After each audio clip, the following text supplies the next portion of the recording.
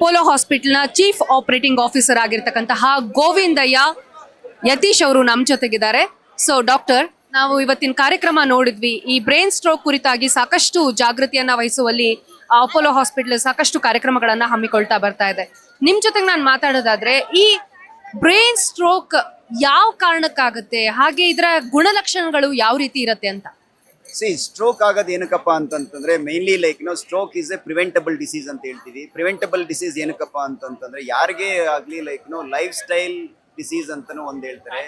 Sugar ಇರ್ಬೋದು, diabetes ಇರ್ಬೋದು, less sleep, too much stress, all these factors are risk for forming a stroke, thrombus or an hypertensive bleed.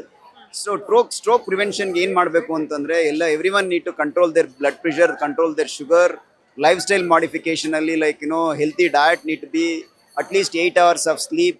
So all these things are very essential. Most important thing is walking and sleeping are most important. As Tejasvi Surya rightly put across, mobility is the cause. If you are mobile and active, you will be able to lead a good quality life.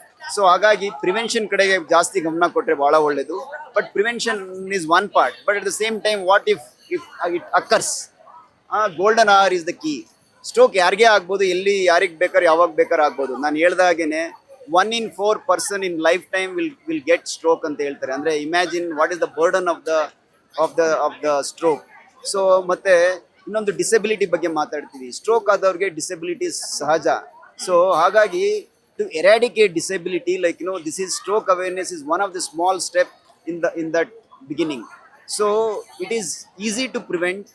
If it is spotted, very simple synonym to remember ಅಂದರೆ ಸ್ಟ್ರೋಕ್ನ B fast ಅಂತ synonym. B ಅಂದರೆ balance, E ಅಂತಂದರೆ ಕಣ್ಣಲ್ಲಿ ಬ್ಲರ್ರಿಂಗ್ನೆಸ್ ಏನಾನ ಆಯ್ತಾ ಅನ್ನೋದಕ್ಕೆ, ಇನ್ನೊಂದು ಫೇಸ್ ಡ್ರೂಪಿಂಗ್ ಅಂತ ಹೇಳ್ತೀವಿ, ಮೂತಿ ಏನಾದರೂ ಸೊಟ್ಟ ತಿರುಗುತ್ತಾ ಅನ್ನೋದು ಇನ್ನೊಂದು ಕೈ ಕಾಲಲ್ಲಿ ಏನಾದರೂ ವೀಕ್ನೆಸ್ ಅನ್ನೋದ್ರ ಬಗ್ಗೆ ಮಾತಾಡ್ತೀವಿ. And then if it happens, call fast. Time is the essence. You need to reach to a stroke ready hospital within 4.5 hours. So ಎಲ್ಲ ಆಸ್ಪತ್ರೆಗಳು ಸ್ಟ್ರೋಕ್ ರೆಡಿ ಹಾಸ್ಪಿಟಲ್ಸ್ ಆಗಿರಲ್ಲ. ಸ್ಟ್ರೋಕ್ ರೆಡಿ ಹಾಸ್ಪಿಟಲ್ ಆಗಬೇಕು ಅಂತಂದರೆ ಅದಕ್ಕೆ 24 ಗಂಟೆ ಸುಸಜ್ಜಿತ ಎಮರ್ಜೆನ್ಸಿ ಡಿಪಾರ್ಟ್ಮೆಂಟ್ ಇರಬೇಕು. ಅವ್ರು ಒಂದೇ ಅಲ್ಲ 24 ಗಂಟೆ ರೇಡಿಯಾಲಜಿ ಸರ್ವಿಸಸ್ ಇರಬೇಕು, ಮತ್ತು ಕ್ಯಾಥ್ಲ್ಯಾಬ್ ಅಂತ ಆಂಜಿಯೋಗ್ರಾಮ್ ಮಾಡೋದಕ್ಕೆ ಕ್ಯಾಥ್ಲ್ಯಾಬ್ ಅಂತ ಸರ್ವಿಸಸ್ ಇರಬೇಕು. ಆವಾಗ ಅದನ್ನು ಸ್ಟ್ರೋಕ್ ರೆಡಿ ಹಾಸ್ಪಿಟಲ್ ಅಂತ ಹೇಳ್ತೀವಿ. ಅದ್ರ ಜೊತೆಗೆ 24 ಗಂಟೆ ನುರಿತ ವೈದ್ಯರ ತಂಡ ಇರಬೇಕು. ನ್ಯೂರಾಲಜಿಸ್ಟಿಂದ, ನ್ಯೂರೋ ಕ್ರಿಟಿಕಲ್ ಕೇರಿಂದ, ನ್ಯೂರೋ ಎಮರ್ಜೆನ್ಸಿ ಟೀಮಿಂದ ಎಲ್ಲರೂ 24 ಗಂಟೆ ಇದ್ದಾಗ ಅದು ಒಂದು ಸ್ಟ್ರೋಕ್ ರೆಡಿ ಹಾಸ್ಪಿಟಲ್ ಆಗಿ ಹೊರಹೊಮ್ಮುತ್ತೆ. ಸ್ಟ್ರೋಕಲ್ಲಿ 2 ಥರ ಇರುತ್ತೆ. ಒಂದು ಇಸ್ಚಿಮಿಕ್ ಸ್ಟ್ರೋಕ್ ಅಂತ ಇರುತ್ತೆ, ಇನ್ನೊಂದು ಹೆಮರೇಜಿಕ್ ಸ್ಟ್ರೋಕ್ ಅಂತ ಇರುತ್ತೆ. ಇಸ್ಚಿಮಿಕ್ ಸ್ಟ್ರೋಕಲ್ಲಿ ರಕ್ತ ಕ್ಲಾಟ್ ಆಗಿರುತ್ತೆ, ಹೆಮರೇಜಿಕ್ಕಲ್ಲಿ ರಕ್ತ ಬರ್ಸ್ಟ್ ಆಗಿರುತ್ತೆ.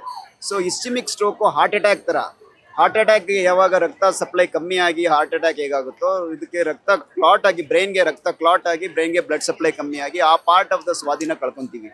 ಸೊ ಹಾಗಾಗಿ ಸ್ಟ್ರೋಕಿಗೆ, ಹಾರ್ಟ್ ಅಟ್ಯಾಕಿಗೆ ನಾವು ಹೇಗೆ ಥ್ರಾಂಬುಲೈಸ್ ಮಾಡ್ತೀವೋ ಅದೇ ಥರನೇ ಸ್ಟ್ರೋಕ್ಗೂ ನಾವು ಸ್ಟ್ರೋಕ್ನ ಡಯಾಗ್ನೋಸ್ ಮಾಡಾದ್ಮೇಲೆ ಅದಕ್ಕೆ ಸ್ಟ್ರೋಕ್ಗೂ ಥ್ರಾಂಬುಲೈಸ್ ಮಾಡ್ತೀವಿ.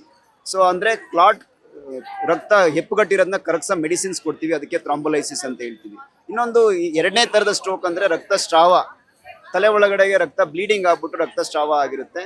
ಅವಾಗ ಏನಪ್ಪ ಮಾಡಬೇಕು ಅಂದರೆ ರಕ್ತಸ್ರಾವ ಆಗೋದನ್ನ ಸ್ವಲ್ಪ ಕಮ್ಮಿ ಮಾಡಬೇಕು. ಅಟ್ ದ ಸೇಮ್ ಟೈಮ್ ಬ್ರೈನಲ್ಲಿ ಊತ, ಸ್ವೆಲ್ಲಿಂಗ್ ಎಲ್ಲ ಇರುತ್ತೆ, ಅದಕ್ಕೆ ಸರ್ಜರಿ ಮಾಡಬೇಕಾಗುತ್ತೆ. ಸೊ ಇವೆಲ್ಲದಕ್ಕಿಂತ ಇದು ಅಂದರೆ ಡಿಸೆಬಿಲಿಟಿ ಪ್ರಿವೆನ್ಷನ್ ಮಾಡಲಿಲ್ಲ ಅಂತಂದ್ರೂ ಹೆಂಗೆ ಇಂಪ್ರೂವ್ ಮಾಡಬೇಕು ಅಂತೇಳಿ ಯೋಚನೆ ಮಾಡಬೇಕು. ಹಾಗಾಗಿ ನ್ಯೂರೋ ರಿಹ್ಯಾಬಿಲಿಟೇಷನು ಭಾಳ ಮುಖ್ಯ. ಸೊ ಒಂದು ಕಡೆಗೆ ಪ್ರಿವೆನ್ಷನ್ನು, ಇನ್ನೊಂದು ಕಡೆಗೆ ರೈಟ್ ಅಕ್ಯೂಟ್ ಕೇರು, ಆಮೇಲೆ ಇನ್ನೊಂದು ಕಡೆಗೆ ರಿಹ್ಯಾಬಿಲಿಟೇಷನ್. ಇದೆಲ್ಲ ಅದನ್ನು ಒಂದಾಗಿ ಮಾತಾಡೋದೆ ಕಾಂಪ್ರಹೆನ್ಸಿವ್ ಸ್ಟ್ರೋಕ್ ಪ್ರೋಗ್ರಾಮ್ ಅಂತ ಹೇಳ್ತೀವಿ. ಇದೆಲ್ಲದು ನಮ್ಮಲ್ಲಿ ಇದ್ದೇ ಇದೆ. ಸುಮನ್ ಟಿ ವಿ ಅವ್ರಿಗೂ ನಾವು ಭಾಳ ಆಭಾರಿಯಾಗಿದ್ದೇವೆ. ಯಾಕೆ ಅಂತಂದರೆ ಅವರು ಲಾಸ್ಟ್ 1 ತಿಂಗಳಿಂದ ನಾವು ಸ್ಯಾರಿ ರನ್ ಅಂತ ಮಾಡಿದ್ವಿ. ಅವಾಗಲೂ ಬಂದು ಅದ್ರ ಬಗ್ಗೆನೂ ಕ್ಯಾನ್ಸರ್ ಅವೇರ್ನೆಸ್ ಬಗ್ಗೆ ಭಾಳ ಸ್ಪ್ರೆಡ್ ಮಾಡಿದ್ರು. ಅದೇ ಥರನೇ ಸ್ಟ್ರೋಕ್ ಬಗ್ಗೆನೂ ಅವರು ಈ ಅರಿವನ್ನು ಮೂಡಿಸ್ಬೇಕು ಅಂತ ಅರ್ಥ ಮಾಡಿಕೊಂಡು ಇದನ್ನು ಜನರಿಗೆ ತಲುಪಿಸ್ಬೇಕು ಅಂತ ಇದು ಮಾಡ್ತಾ ಇದ್ದಾರೆ. ಆ ನಿಟ್ಟಿನಲ್ಲಿ ಈ ತಮ್ಮ ಪ್ರಯತ್ನಕ್ಕೆ ನಾವು ಆಭಾರಿಯಾಗಿದ್ದೇವೆ. Thank you.